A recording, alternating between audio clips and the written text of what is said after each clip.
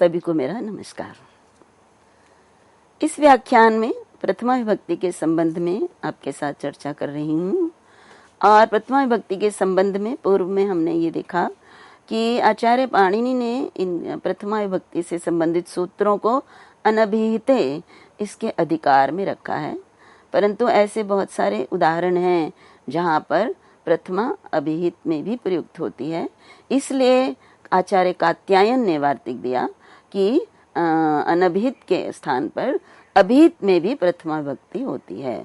और अभिहित में प्रथमा विभक्ति कहाँ होती है, तो कौन वो अभिहित किसके द्वारा अभिहित, अर्थात तिंग के द्वारा, अर्थात तिप्तजी आदि जो 18 प्रत्यय हैं जिनसे क्रिया रूप बनते हैं धातुओं को लग जुड़ने के बाद, उनके द्वारा।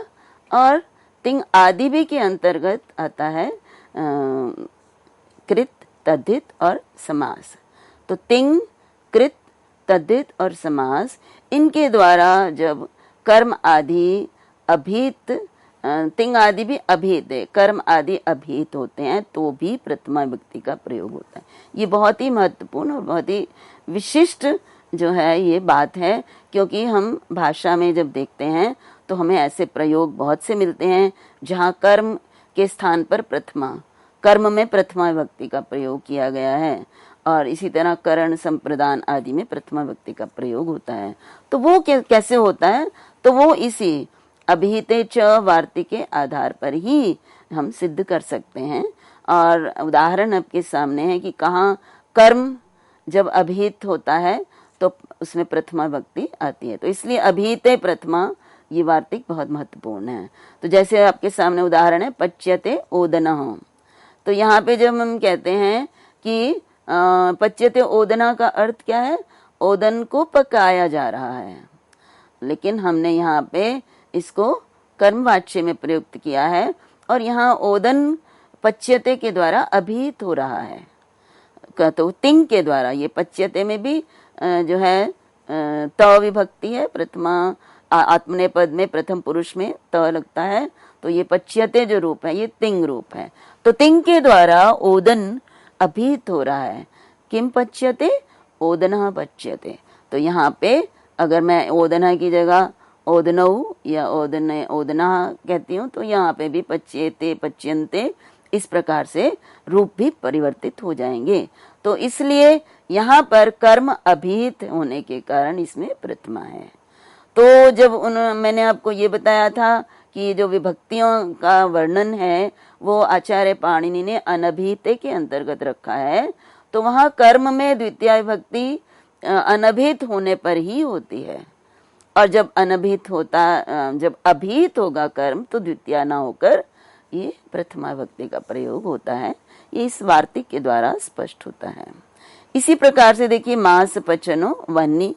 तो यहाँ पे वह्निना मासम पचति, ये कहना चाहते हैं कि अग्नि के द्वारा मांस को पकाता है।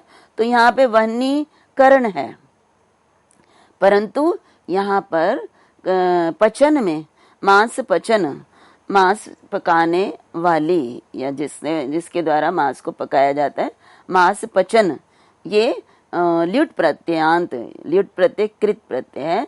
तो ये ल्युट प्रत्ययांत मांस पचन जो है उस वह्नि जो है उसके द्वारा अभिहित है। तो किस तरह से देखिए, यदि मैं कहती हूँ कि मांस पचना, पचनो वह्नि है, तो हम कहते हैं पचनाह, तो यहाँ पे वह्न्यः हो जाएगा, वह्नि नहीं होगा। तो इस प्रकार से यहाँ पर वह्नि साधकतम है, मांस को पकाने में वह्नि साधकतम होने के कारण करण कारक है, परंतु करण कारक में यहाँ पर, क्योंकि करण कारक यहाँ कृत के द्वारा, कृत प्रत्यांत मांस पचन के द्वारा अभिहित है, इसलिए यहाँ पर प्रथमा विभक्ति का प्रयोग होता है। इसी प्रकार से अन्य जो है कारक भी जब अभिहित होते हैं तो फिर उनमें विभक्ति प्रथमा ही लगती है। जैसे गोघ्नो अतिथि, तो देखिए अतिथये गाम हन्ति, ये वाक्य है। तो यहाँ पे गोघ्नो अतिथि, तो यहाँ पे गोघ्न जो है वो अतिथि जो है वो अतिथये गाम हन्ति है, तो यहाँ अभिहित नहीं है अतिथि। लेकिन जब हम कहते हैं अतिथि गोघ्न है, अर्थात अतिथि के लिए गाय ऐसा अतिथि है जिसके लिए गाय का हनन किया गया है, तो इस तद्धित प्रत्यांत गोघ्न के द्वारा जो क्या है, अतिथि अभिहित है, इसलिए अतिथि में प्रथमा है। इसी प्रकार से प्रस्कंदा स्तंभ, तो स्तंभ पंचम्यंत है लेकिन अभिहित होने के कारण स्तंभ में प्रथमा है। इसी प्रकार से निशा निशीणा, तो यहाँ पे निशीणा जो है निशा, तो निशायाम की जगह यहाँ पे निशीणा के साथ निशा का संबंध होने के कारण, अभिहित होने के कारण निशा में सप्तमी न होकर जो है वो प्रथमा विभक्ति है। इसी प्रकार से देवदत्ता पचती में कर्ता अभिहित है, तो कर्म करण संप्रदान अपादान और कर्ता जो है अभिहित जब होते हैं तो इनमें प्रथमा विभक्ति का प्रयोग होता है। ये हीलाराज ने वाक्यपदीय तृतीय कांड के 163वें सूत्र जो कार्य का जो साधन प्रकरण के अंतर्गत आती है, उसकी टीका में ये उन्होंने भी यही स्पष्ट किया है। अब यहाँ पे इसी प्रकार से देखिए वार्तिक आगे भी है। अब यहाँ पर एक और प्रश्न होता है कि अभिहित में प्रथमा विभक्ति होती है तो अनभिहित में प्रथमा विभक्ति जो हमने प्रातिपदिकार्थ लिंग परिमाण वचन मात्रे प्रथमा में कहा, तो फिर क्या अनभिहित में प्रथमा नहीं होती है? तो उसके लिए फिर वार्तिक पुनः दिया, अभिहित लक्षणायाम अनभिहिते प्रथमा विधि। अर्थात जब हमने कहा कि अभिहित में प्रथमा विभक्ति होती है तो वहां पर ये समझना चाहिए कि अनभिहित में भी प्रथमा होती है। अर्थात अभिहित में और अनभिहित में प्रथमा होती है, लेकिन किस स्थिति में अभिहित में प्रथमा और किस स्थिति में अनभिहित में प्रथमा विभक्ति होती है ये देखना अनिवार्य है। ये अष्टाध्याय के द्वितीय अध्याय के तीसरे पाद के 46वां जो सूत्र है प्रातिपदिकार्थ लिंग परिमाण वचन मात्रे प्रथमा, उसके संदर्भ में ये यहाँ पे वार्तिक दिया। तो जैसे देखिए उसके लिए उदाहरण के लिए दिया, वृक्षः पर्वतः इत्यादौ तिंगादि भीर अनभिहित है।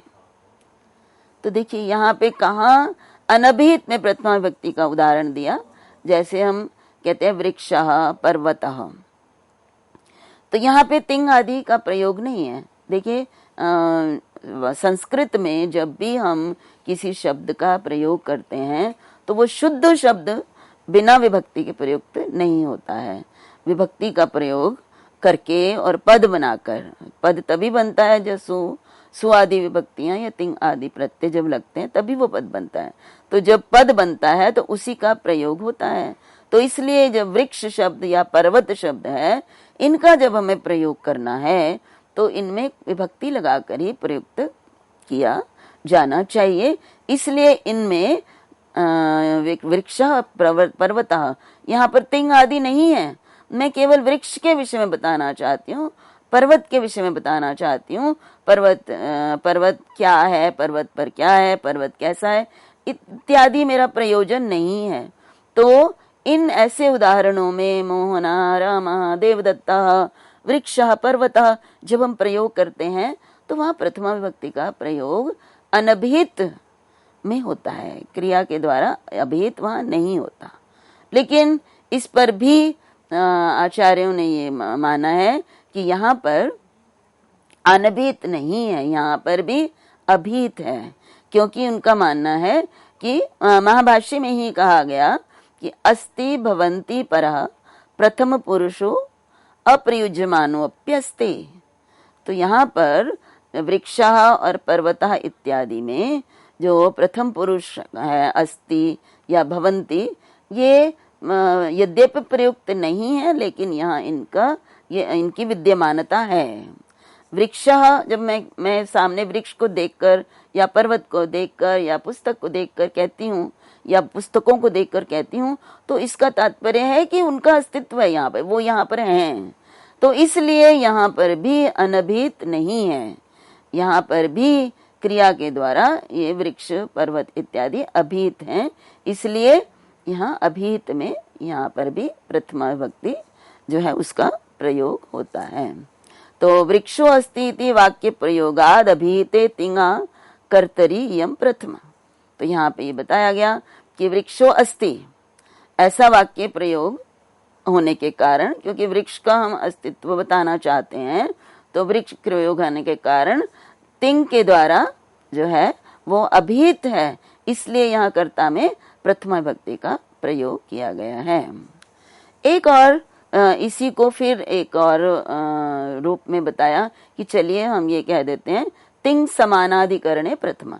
प्रथमा विभक्ति के संबंध में कई जो है वो तर्क दिए गए हैं कि कहाँ कहाँ प्रथमा, क्योंकि प्रथमा का प्रयोग बहुतायत में होता है, इसलिए अब कहाँ देखा कि तिंग समानाधिकरणे प्रथमा। जहाँ ये कहा कि वृक्षा जो है अभिहित है, तो यहाँ पे हम कह सकते हैं कि अगर हम ये भी नहीं मानते तो तिंग समानाधिकरणे प्रथमा। तो यहाँ हम ये परिभाषा मानते हैं देवदत्ता पचती में कि प्रथमा विभक्ति कहाँ होती है, तिंग समानाधिकरणे, अर्थात जो तिंगंत का समानाधिकरण हो उसमें प्रथमा विभक्ति होती है। जैसे पचती है तो देवदत्ता इसका समानाधिकरण है, अर्थात इसमें दोनों में जो विभक्ति वचन देवदत्ता में है वही पचती में भी होते हैं, इसलिए इसमें प्रथमा विभक्ति है।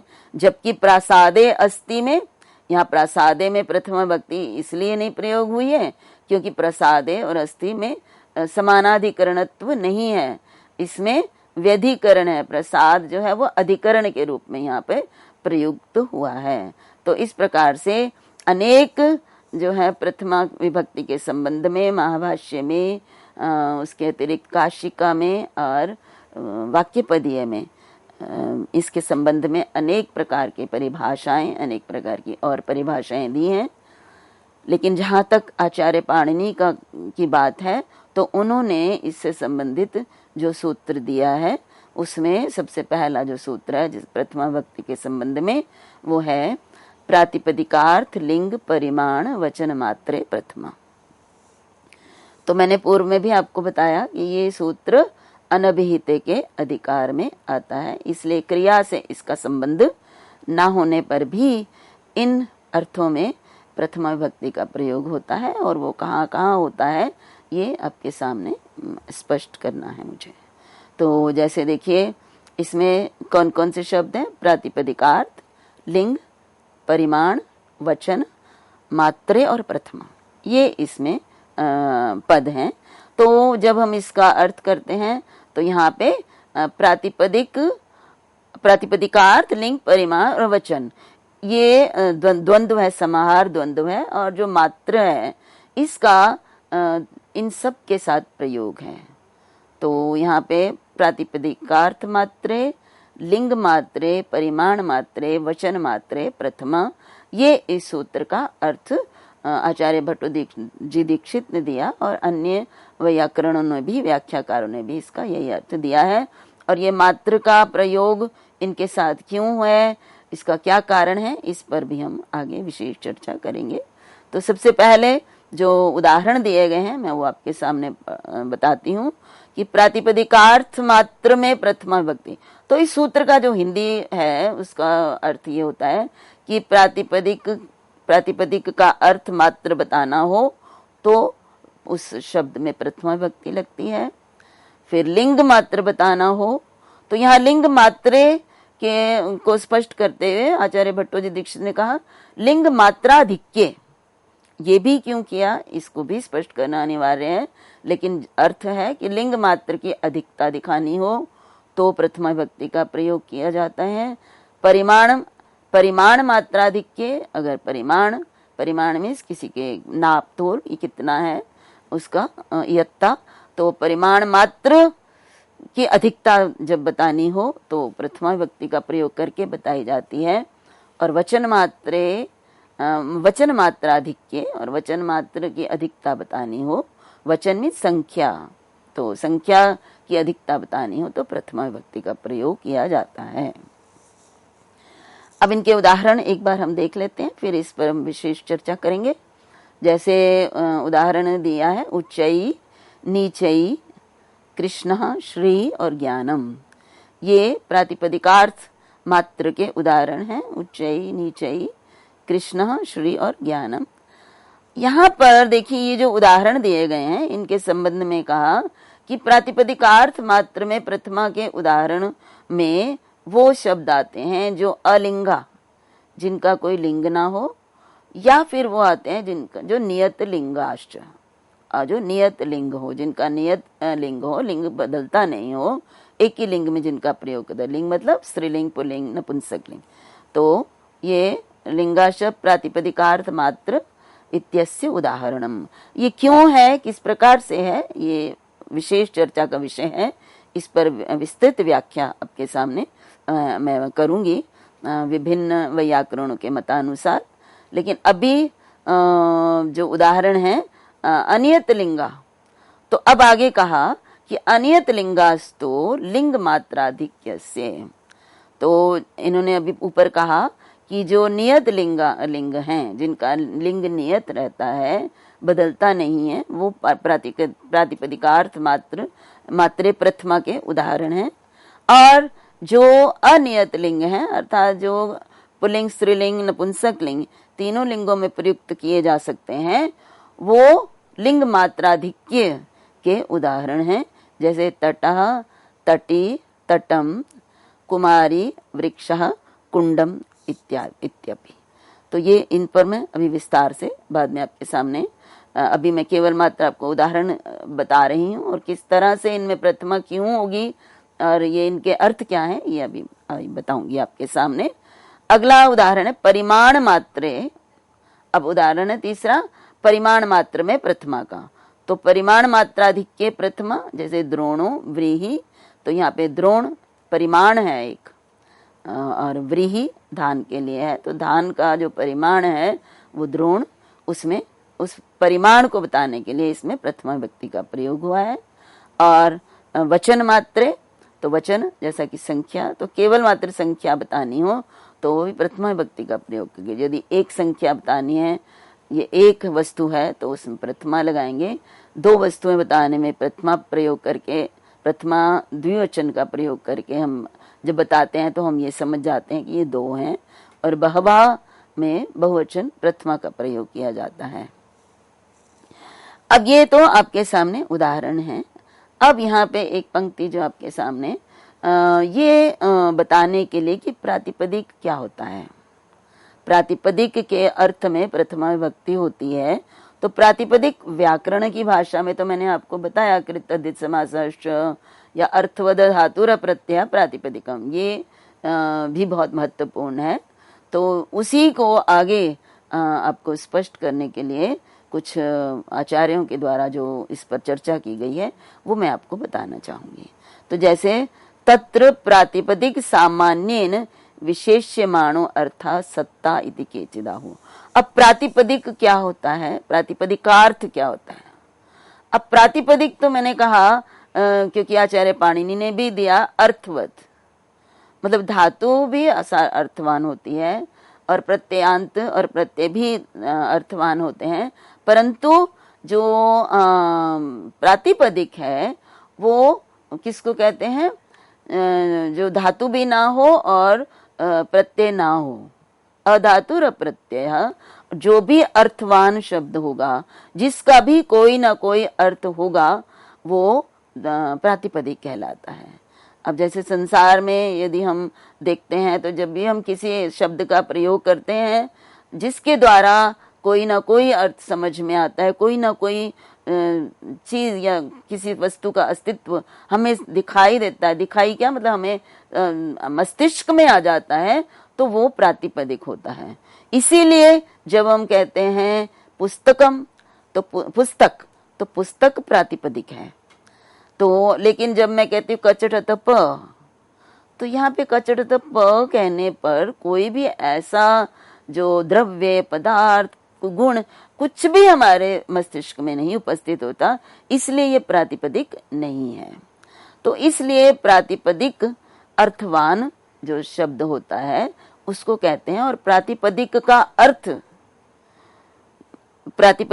अर्थ जब हमें बताना हो, जैसे पुस्तक के बारे में मैं बताना चाहूंगी कि पुस्तक है, तो पुस्तक इसको मैं जब स्पष्ट करना चाहूंगी, प्रकट करना चाहूंगी, तो कोई ना कोई विभक्ति तो मुझे लगानी है, क्योंकि अविभक्ति का प्रयोग नहीं होगा।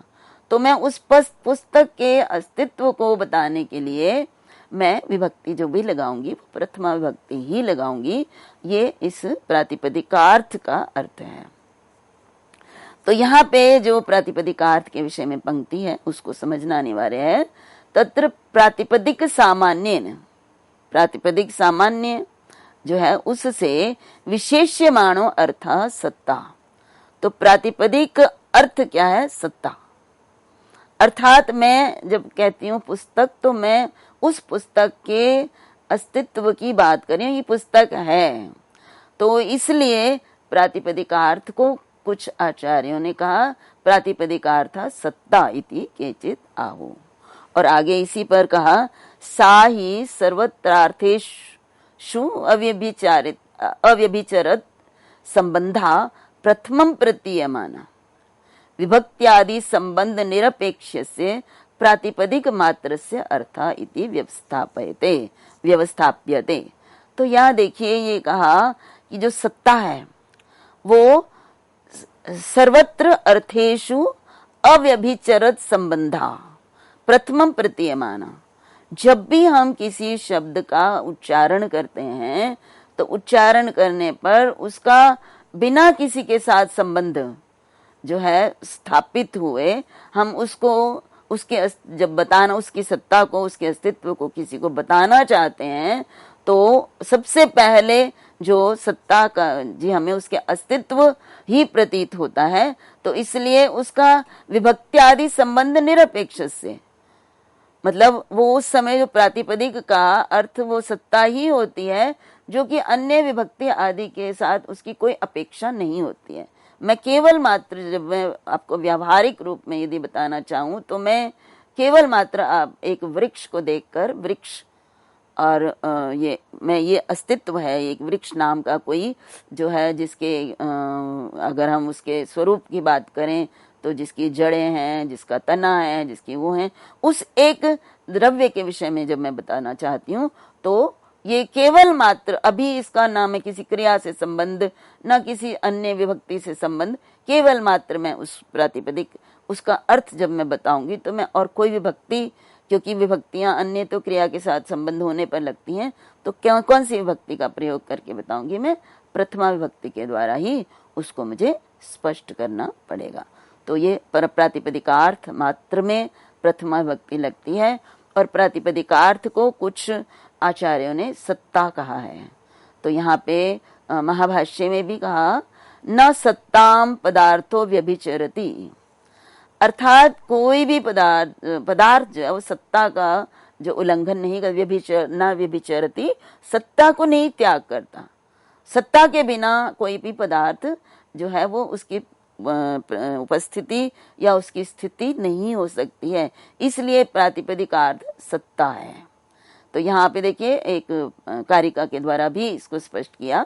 ये आचार्य भर्तृहरि ने अपने वाक्यपदीय में कहा प्रवृत्ति हेतुम सर्वेषां शब्दानाम औपचारिकीम एताम सत्ताम पदार्थो ही न कश्चित अतिवर्तते।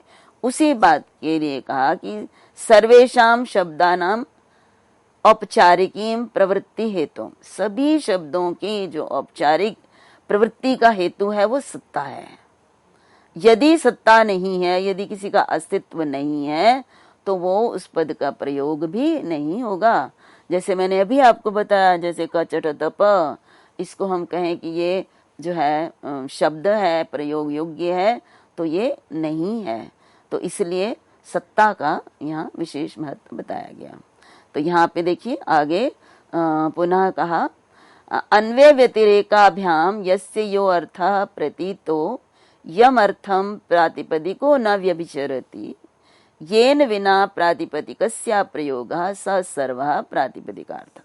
तो यहाँ पे देखिए यही बात आगे पदमंजरी टीका में इसी बात को स्पष्ट किया कि अन्वय व्यतिरेकाभ्याम यस्य यो अर्थः प्रतीतो, अन्वय और व्यतिरेक के माध्यम से जिसका जो अर्थ प्रतीत हो रहा है, अर्थात जिसका जो अर्थ निश्चित प्राप्त होता है, तो और यम अर्थम प्रातिपदिको न व्यभिचरति, और उस अर्थ को प्रातिपदिक जो है वो व्यभिचार उसका नहीं करता, उल्लंघन नहीं करता है, वो अर्थ प्रातिपदिक के द्वारा प्राप्त होता है वही अर्थ। और येन विना प्रातिपदिकस्य अप्रयोगः, और जिस अर्थ के बिना प्रातिपदिक का प्रयोग नहीं होता है, नहीं हो सकता, स सर्वः प्रातिपदिकार्थ, वो सब प्रातिपदिकार्थ कहलाते हैं। तो ये यहाँ पे बताया गया कि प्रातिपदिकार्थ जो है वो उस प्रातिपदिक का प्रयोग करने का प्रयोजन क्या है ये बताता है, और उस अर्थ को बताने के लिए शब्द में प्रथमा विभक्ति का प्रयोग किया जाता है, क्योंकि उस समय उसका किसी भी क्रिया के साथ संबंध नहीं होता, केवल मात्र वो अपना ही बोध कराता है।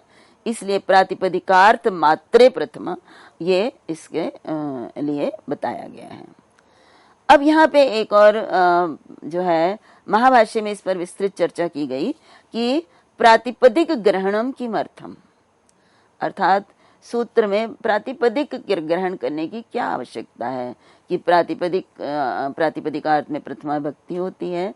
तो उन्होंने उदाहरण जो हमने अभी आपके सामने रखा, उच्चई नीचई, कि ये जो उच्चई पद है या नीचई पद है, इनके लिए ये प्रयोजन है प्रातिपदिक के ग्रहण करने का।